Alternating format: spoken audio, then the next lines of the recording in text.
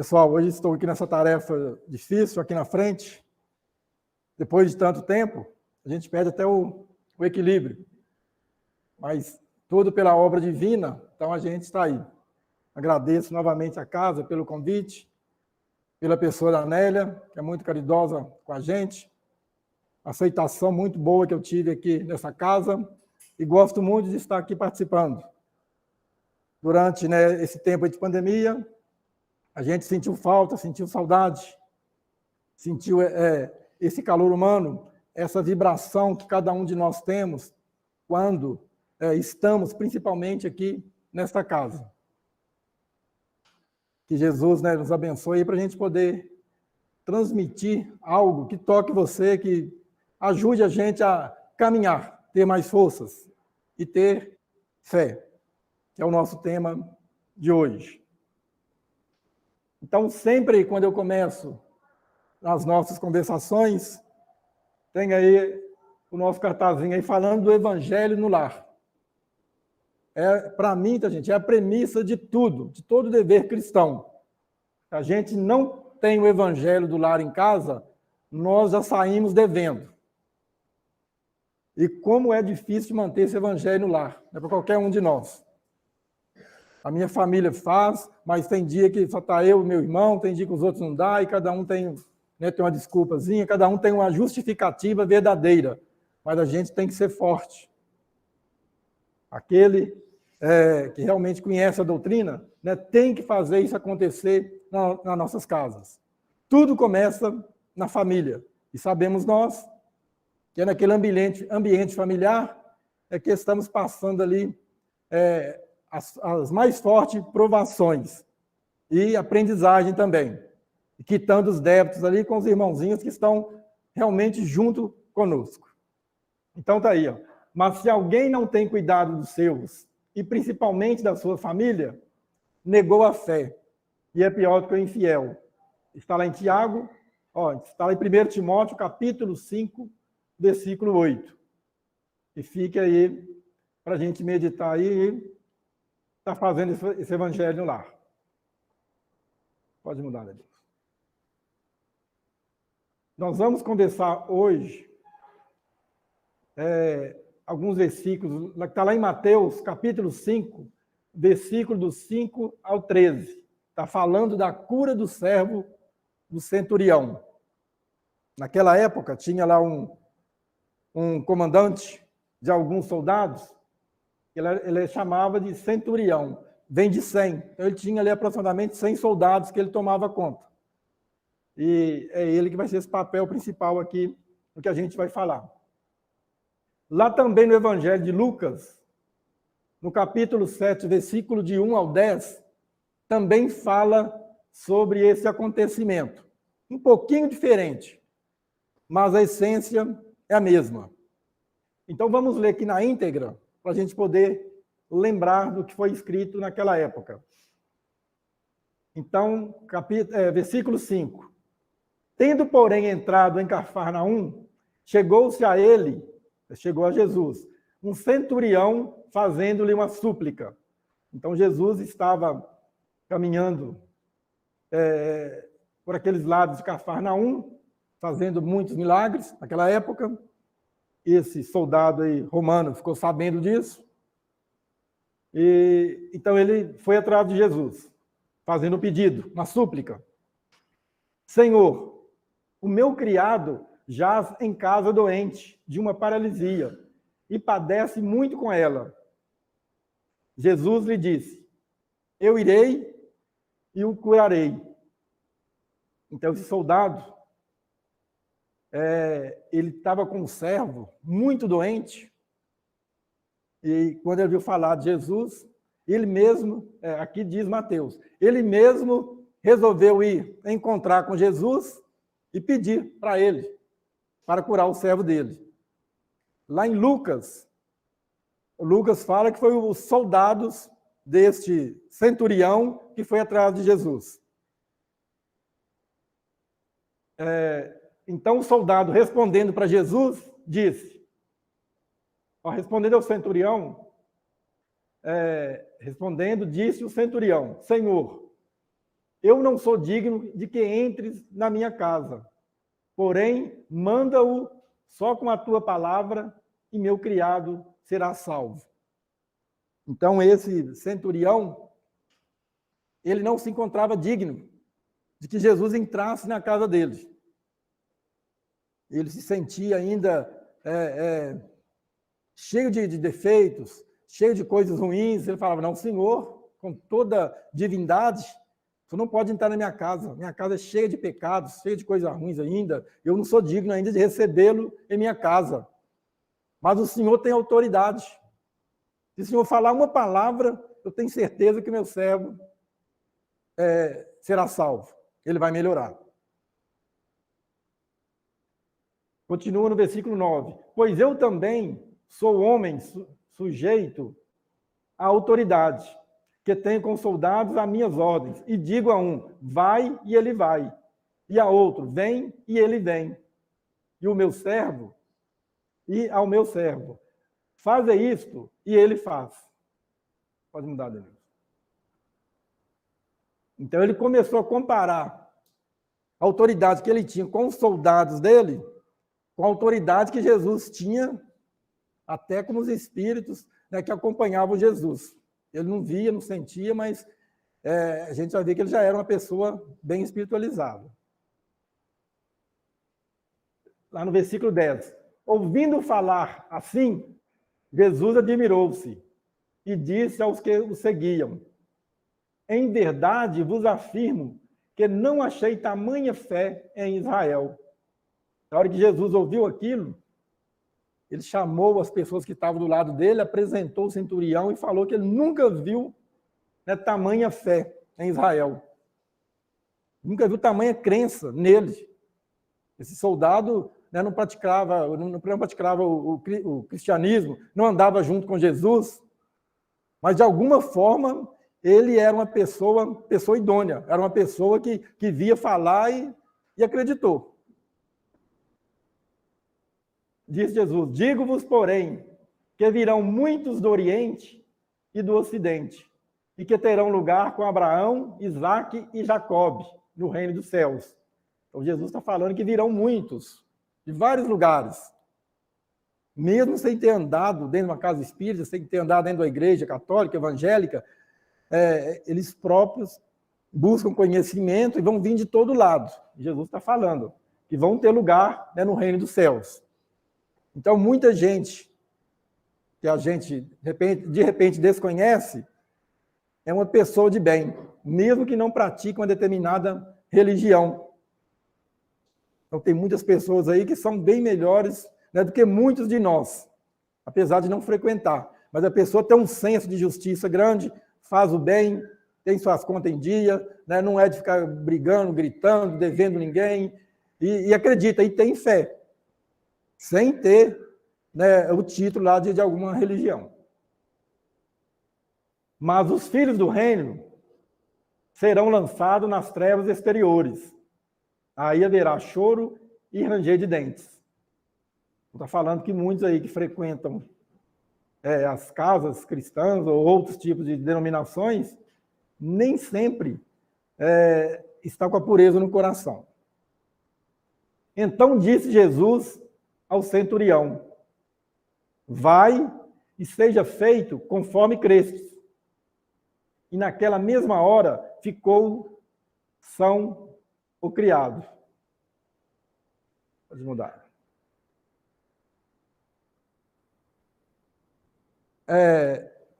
Lá em Lucas, Lucas, então, ele conta a história um pouquinho diferente. Ele fala que esse centurião mandou os soldados à procura de Jesus e encontrou Jesus. Aí esse centurião chegou, falou com Jesus, e Jesus falou, você pode ir então, já que você acredita tanto, nunca vi tamanha fé, né? Sua fé vai salvar o seu criado.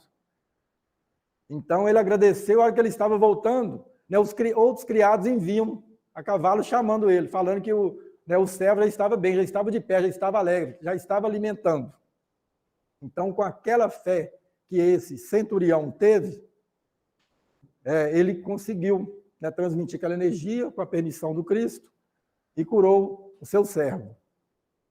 E na história diz que esse centurião, ele era uma pessoa boa, ele também ajudava até a construir igrejas naquela época. Ele não vestia lá o uniforme do cristianismo, mas intimamente, né, dentro dele, ele era um verdadeiro cristão.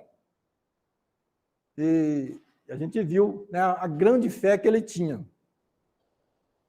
E a gente vê também nas curas de Jesus, Jesus sempre diz, né, a sua fé, né, a tua fé te salvará, a tua fé te curou, a tua fé vai curar. Então, basta então a gente ter fé, acreditar e caminhar. Para ter essa fé, a gente tem que fazer a tão famosa reforma íntima. E a reforma íntima, tem um livro lá do André Luiz, que tem lá 20 passos para a reforma íntima, para a gente fazendo passo a passo. É o que que todo cristão precisa. Limpar-se por dentro primeiro. No livro lá, Fonte Viva, tem um texto lá também, o Emmanuel fala que ele chama de mãos limpas. Para poder curar, para poder estar ajudando alguém, nós temos que ter as nossas mãos limpas. Mãos limpas significa, né, ter o coração puro, coração limpo. E conta, né, tem uma história do Paulo, que quando Paulo começou a curar, ele sempre, né, ele punha as mãos sobre o doente e curava. E alguns lá tentaram imitar Paulo, está lá no Evangelho de Paulo. Saíram 2 lá tentando imitar Paulo, foi tentar expulsar alguns maus espíritos, obsessores. Esses espíritos lá manifestaram no corpo físico do cidadão e disse que rasgou a roupa desses 2 moços, né, que estavam tentando levantar as mãos lá e curar. Porque eles não tinham autoridade moral para poder fazer isso. Então, nós temos que ter essa autoridade moral, porque o espírito que ainda a maioria de nós aqui não consegue ver, eles conseguem ver o nosso íntimo. Então, se a gente for querer chamar atenção, falar alguma coisa indevida, e se a gente não tiver bem intimamente, eles vão, entre aspas, lavar a nossa cara, né? Então, a gente tem que procurar fazer essa reforma íntima aí, e ter essa grande fé. Para ter essa fé, a gente resolve buscar aqui sempre a ajuda aí do Emmanuel e do Chico. E tudo aquilo que eu procuro falar não é de mim, né? É do Evangelho segundo o Espiritismo, Livro dos Espíritos, do Emmanuel, do Chico, de Valdo e por aí vai. Então, a gente está apenas repassando, né, completando pouquíssima coisa. E a gente vai ver aqui, então, algumas coisinhas falando aqui de curar, falando da fé, para a gente poder dar uma clareada e seguir o caminho.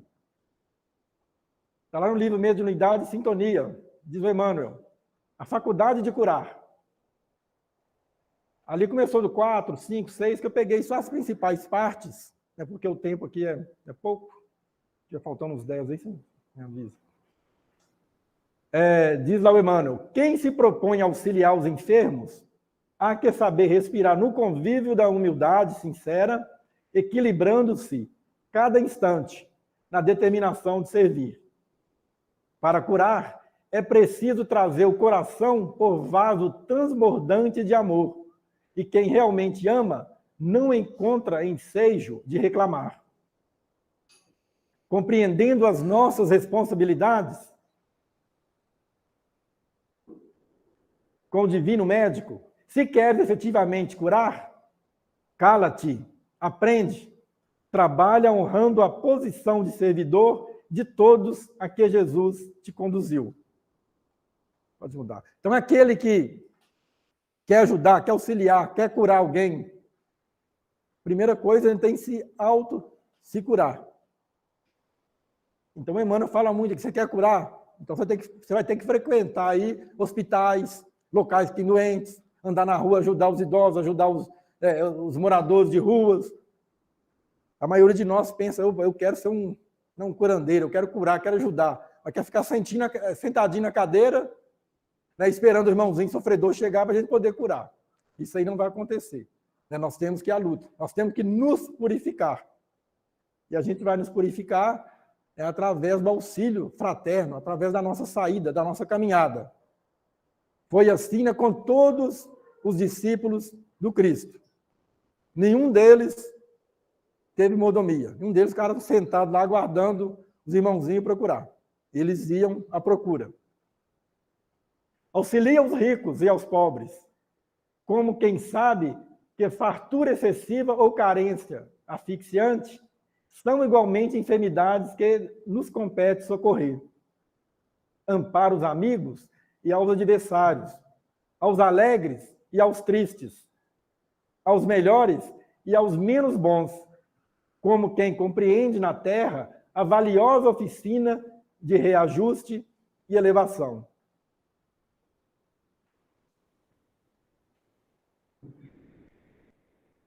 Um outro texto aqui, também peguei algumas partes, escrito lá pelo Chico, né, ditada pelo Emmanuel. Mas, sobretudo, tende ardente caridade uns para com os outros. Caridade, né, gente? Tão falada na nossa doutrina. Ela tem que começar dentro do nosso lar. É ali que a gente tem a maior lição de caridade ali com os nossos entes familiares, né? A maior dificuldade ali de estar lidando. Lá no item 8 fala o seguinte: vejamos nosso próximo, no esforço que depende o próximo identificar-nos-á nas tarefas a que nos dedicamos. Estendamos nossos braços aos seres que nos cercam, e eles nos responderão com o melhor que possuem. O capital mais precioso da vida, guardem isso, é o da boa vontade. Tem um outro texto do Emmanuel lá que ele fala que quem tem boa vontade, né, vai ser levado para o reino de luz. Quem tem a má vontade, né, vai ser jogado nos precipícios. Então, ponhamos nessa boa vontade, ponhamos-lo em movimento, e a nossa existência estará enriquecida de bênçãos e alegrias, hoje e sempre, onde estivermos. Então, ao sair daqui hoje, né, vamos levar boa vontade com cada um de nós. Boa vontade em tudo.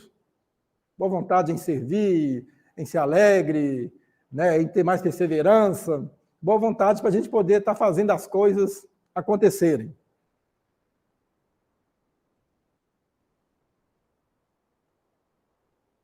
Um outro texto lá de Vinha de Luz, agora está falando da fé. Mas os cuidados deste mundo, os enganos das riquezas e as ambições de outras coisas, entrando, sufocam a palavra que fica infrutífera. Então, ali está falando, né, que várias dessas coisas do mundo aí é que nos torna infrutífero, nos torna essa dificuldade de aceitar, de mudar, de fazer a nossa reforma íntima. E a gente vê, né, o nosso planeta, eu acho que a maioria de nós enxergamos ainda como um caos, porque a gente enxerga, né, o nosso planeta com um olhar de terceira dimensão. Nós temos que ampliar a nossa visão e saber que Jesus está no controle e que nada que acontece é por acaso, né? Inclusive as guerras. Então, falando de fé, o Emmanuel diz o seguinte: a árvore da fé viva não cresce no coração miraculosamente. Nós já vem falando aí, ó. A fé em nós não cresce, a gente vai ficar sentado ali só orando, meditando. Essa fé não vai crescer. A fé ela vai crescer através de experiências, através de lutas, através, né, do bom combate, da boa vontade. Qual acontece na vida comum? O Criador dá tudo, mas não prescinde do esforço da criatura. Essa frase também é muito rica, muito importante, que nós devemos meditar. Jesus exige de nós o mínimo, faça o mínimo, que o resto, né, tudo lhe será acrescentado. Né? Vamos ter boa vontade de fazer o mínimo, aquilo que a gente deseja, e vamos fazer acontecer. Nós somos seres vibrantes. Nós temos a nossa vibração, cada um de nós. E as coisas, né, acontecem através da palavra, pensamento, palavra e ação. Então, nessas três coisas faz tudo acontecer aquilo que a gente quer fazer. A conquista da crença edificante não é serviço de menor esforço. A maioria das pessoas admite que a fé constitua milagrosa auréola doada a alguns espíritos privilegiados pelo favor divino. Então, aí vem Emmanuel falando que essa fé a gente tem que correr atrás, a gente tem que trabalhar, a gente tem que perseverar, tem que trabalhar na prática do bem.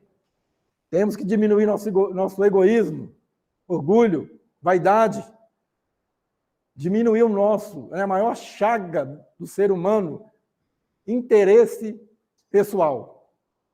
Está lá no Livro dos Espíritos. Isso, contudo, está falando, que se a gente acha que alguém recebe essa fé num toque de mágica, diz o Emmanuel, é um equívoco de lamentáveis consequências. Então, não vamos ficar assentados esperando a fé chegar. Temos que ir à luta. A fé tem que ser operante. A gente tem que fazer realizar as coisas. Falar que só tem fé, Algumas denominações perguntam para a gente, você aceita Jesus? Não aceitou Jesus, sua vida vai mudar. Mas não é simplesmente assim, nós temos que ir à luta.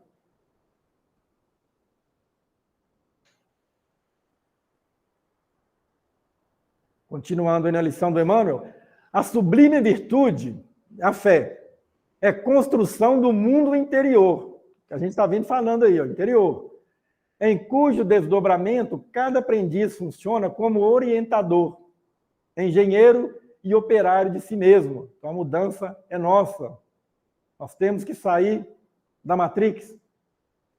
Não se faz possível a realização quando excessivas ansiedades terrestres, de parceria com enganos e ambições inferiores, torturam o campo íntimo, à maneira de vermes e malfeitores, atacando a obra.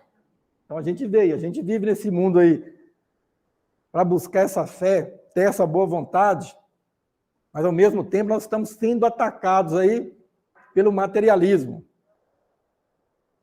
pela verdade da Matrix. Então, a gente sair da Matrix e entrar no mundo real. Hoje, nós vivemos chamado Matrix. O que é isso? É um mundo irreal.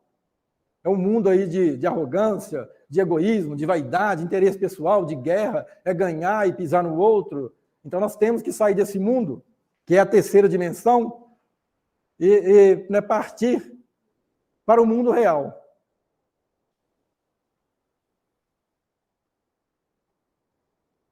Então, não se faz possível a realização quando excessivas ansiedades terrestres, de parceria com enganos e ambições inferiores, torturam o campo íntimo, à maneira de vermes e malfeitores atacando a sua obra. A lição do Evangelho é semente viva. Ninguém pode, pois, em sã consciência, transferir de modo integral a vibração da fé ao espírito alheio, ao espírito do outro. Então, essa fé, ela é particular, cada um de nós temos que buscá-la, cada um de nós temos que adquirir. E é com esforço próprio. É como a borboleta, lá o lagarto virar borboleta e sair do casulo, ele tem que lutar sozinho, ninguém vai lá puxar a borboleta. Então, cada um de nós temos que sair desse casulo também que nos prende. Temos que ter boa vontade, energia, força, acreditar e ter fé. Existe um mundo melhor e maior.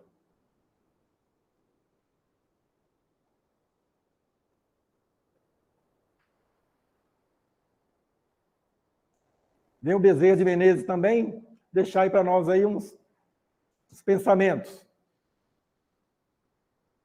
No livro Caridade está lá o texto, quanto mais. Diz o Bezerra, abençoai sempre as vossas dificuldades e não as lastimeis, considerando que Deus nos concede sempre o melhor e o melhor tendes obtido constantemente com a possibilidade de seres mais úteis. Então, Paulo de Tarso também diz, em tudo dai graça. Tá bom, dai graça, tá ruim, dai graça, e vai caminhando que as coisas vão melhorar. E o Emmanuel, ele fala uma frase também muito bonita, muito forte, que devemos carregar na nossa vida.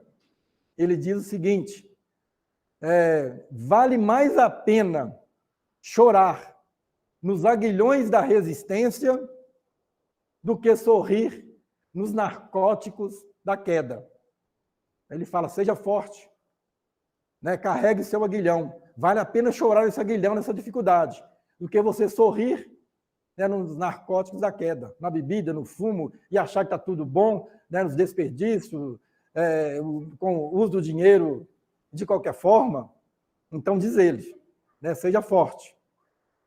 E cada um de nós tem esse aguilhão aí, inclusive o Paulo de Tarso. Quando ele caiu do cavalo, né, Jesus falou com ele, você agora, né, vai carregar esse aguilhão e vai ver como se padece para falar em meu nome.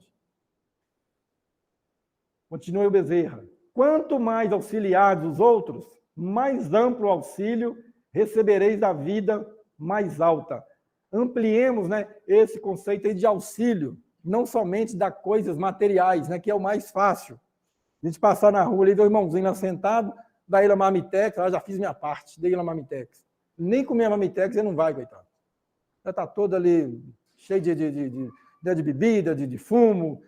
Então, auxiliar, né, ampliemos essa visão nossa, em tudo. Primeiro, a nossa família. Aí vamos expandir o nosso trabalho, onde a gente estiver, né, vamos dar um sorriso. Né, o nosso sorriso é a chave mágica. Então, o Emmanuel diz que é a chave mágica que possuímos, é o sorriso. Né, chega perto de alguém, passa, dê um sorriso. Se ele não sorriu, fazer o quê? Mas você sorriu. Transmitiu uma boa vibração e uma boa energia. Quanto mais tolerardes os contratempos do mundo, mais amparados sereis nas emergências da vida, em que permaneceis buscando paz e progresso, elevação e luz.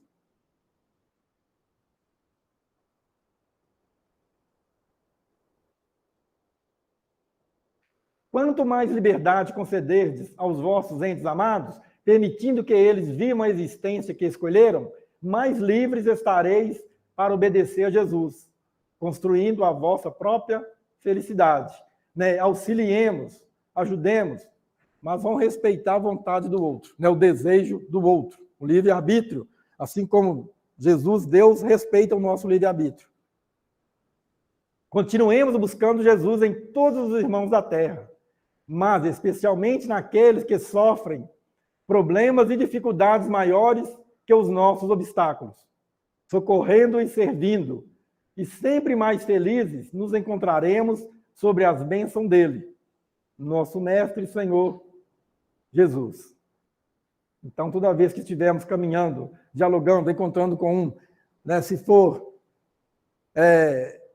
encontrar depois uma má resposta, com a cara fechada, lembre-se que o outro, com certeza, tem mais problemas do que você. Eu encaro minha vida dessa forma.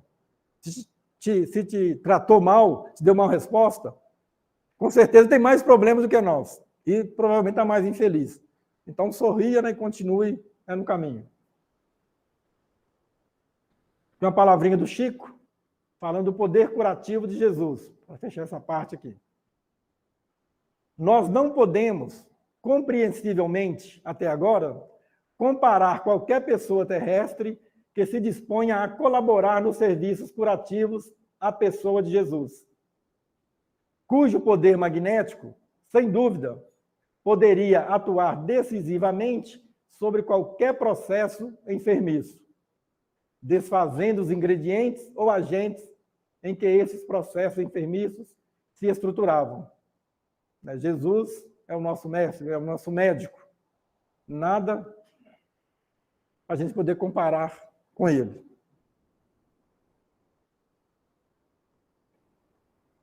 Bom, em tempos de guerra, né, a gente não pode deixar de falar.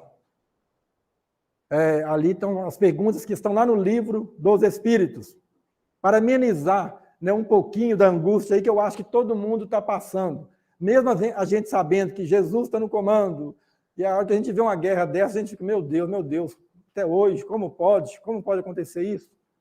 Né, como tem essa permissão de tanta maldade, e nós não conseguimos fazer praticamente nada. É assistir de camarote e ver as coisas acontecer.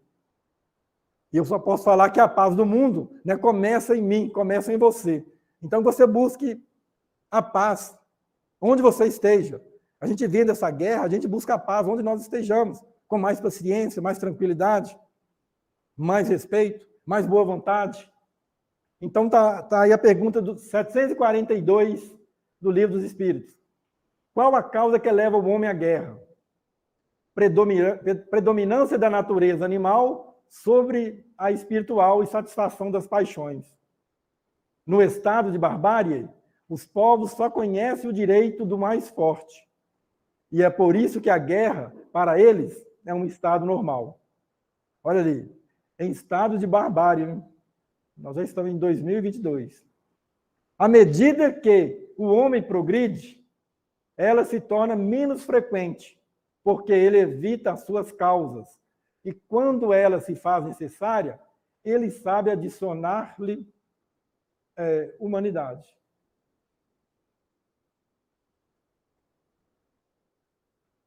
Tem uma outra pergunta aqui, 743. A guerra desaparecerá um dia da face da Terra? Responde, né, os mentores. Sim, quando os homens compreenderem a justiça e praticarem a lei de Deus. Então, todos os povos serão irmãos. Qual é o objetivo da providência, né, ao tornar a guerra necessária? Então, olha aí, liberdade e progresso. Se a gente analisar, a gente está vendo várias coisas aí acontecendo, né? E não simplesmente só analisar a guerra friamente, igual nossos irmãos aí da televisão, só passa guerra, guerra e medo e angústia e ódio, não fala nada de bom e coloca as notícias do jeito que perfura a gente, né, de tanta dor, de tanta coisa ruim que eles conseguem passar para a gente. 744. Deve ter como efeito conduzir a liberdade? Como se explica que ela tenha geralmente por fim e por resultado a escravização? Escravização momentânea para sovar os povos e fim de fazê-los andar mais depressa. Então, fazer aí a gente evoluir mais rapidamente, né? Então, é uma finalidade também. Que pensar daquele que suscita a guerra? Né? Aquele que realmente dá ali a ordem para a guerra. Né? Todos nós estamos pensando nele, né? Aquele que está lá. Olha aí o recadinho para ele. Eu acho que não leu isso aí, não. Esse é o verdadeiro culpado e necessitará de muitas existências para expiar todos os assassínios de que foi causa, porque responderá por cada homem cuja morte tenha causado para satisfazer a sua ambição. E não só morte, né, gente? Mais de 10 milhões de pessoas que saíram angustiados, né, com trauma na vida, vai carregar aquele trauma pela vida toda. Na hora que ele ouvir um barulho de bomba, de foguete, ele vai tentar se esconder. Então, a gente não sabe onde está a cabeça desse senhor lá, né? A última pergunta, né, do Livro dos Espíritos, 1019. Aí pergunta, ela vai ter paz aqui ou não vai? Vamos ver aqui. Algum dia, né, o reino do bem poderá ter lugar na Terra? O bem reinará na Terra quando, entre os espíritos que vêm habitá-la, os bons superarem os maus. Entre eles, aí farão reinar o amor e a justiça, que são a fonte do bem e da felicidade. Então, olha aí, né, onde quando estiver mais bons espíritos, né, do que maus. Então, hoje nós vivemos ainda, né, no mundo das trevas, né, administrado pelas trevas. A espiritualidade aí fala que está tendo uma guerra muito grande, uma guerra espiritual muito grande, para tentar melhorar, né, melhorar a sintonia do nosso planeta, melhorar a nossa vibração. E a gente frequentemente, né, recebe, né, o amargo remédio do sofrimento. E a gente aprende pouco. Né? Veio a pandemia, mostrando para a gente que a gente tem que mudar, a gente tem que melhorar. Né? O Cristo, ele não quer mais carnaval, daquela confusão toda que a gente sempre via na televisão. Ele não quer estádios cheios, o irmãozinho jogando bomba no outro por causa de futebol. Jogou uma bola lá debaixo daquela trava, o time ganhou, o outro mata o colega, mata o irmão. Ele não quer mais ver isso. Né? Então, Cristo ele não quer ver essas atrocidades que estão acontecendo no nosso planeta pela nossa escolha. Então, ele manda um remedinho para nós. E com essa pandemia aí, acredito que, né, nós aprendemos. Não sei se foi muito, mas a gente aprendeu. Aprendeu a levar a família para casa, aprendeu a valorizar os professores e a educação. A gente não valorizava, né? Escola era de qualquer jeito, professor não está nem aí para aluno. E aí as mães, os pais viram o que é bom ter 2, 3 filhinhos dentro de casa o tempo todo, né? E o professor tem 35, 40 na sala de aula. E a gente está cobrando, falando que o professor não ensina o aluno. Cadê a professora? Eu não fazia muita bagunça, não, né? Não? Denilson? Melhorou demais, né? Finalizando aqui. É através do progresso moral e da prática das leis de Deus que o homem atrairá para a terra os bons espíritos e dela afastará os maus. Os maus, porém, não a deixarão enquanto dela não estiverem banidos o orgulho e o egoísmo, né? As fortes chagas da humanidade.